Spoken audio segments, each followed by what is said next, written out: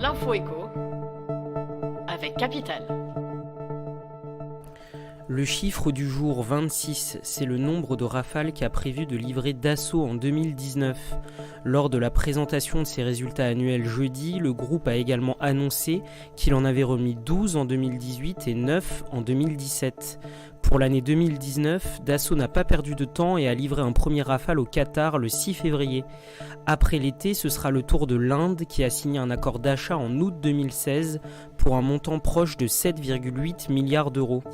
À la clé, pas moins de 36 avions de combat auxquels il faut ajouter les 36 autres du contrat qatari et un dernier pour l'Égypte.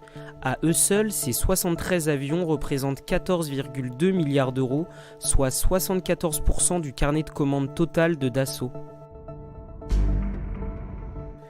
Coup de gueule contre Revolut. Il s'agit d'une start-up britannique proposant des services financiers et bancaires. Un comble, elle est souvent félicitée pour sa croissance et ses 10 000 ouvertures de comptes par jour. Mais voilà, Wired, un média spécialisé dans les nouvelles technologies, vient de publier une enquête qui dévoile sa face sombre. On y découvre que les candidats aux offres d'emploi ont pour obligation de recruter au moins 200 nouveaux clients en une semaine et de leur faire verser au moins 10 € dans l'application. Même en cas de réussite, les candidats n'ont pas la promesse d'être embauchés et le tout sans être rémunérés. Ainsi, l'entreprise s'assure d'enrôler ses nouveaux clients à chaque session de recrutement. L'info pratique Capital, on l'entend partout, c'est le moment de concrétiser votre projet immobilier car les taux sont encore historiquement bas. Par exemple, sur 20 ans, vous pouvez bénéficier de taux entre 1,25 et 1,60%, comme nous le confirme Cécile Roquelaure, directrice communication et études pour le courtier Empruntis. Dans une interview vidéo que vous pouvez consulter sur capital.fr, elle nous livre ses conseils pour convaincre un banquier malgré un petit revenu ou un apport inexistant. Le premier, mettre les banques en concurrence et ne pas s'arrêter à son établissement habituel.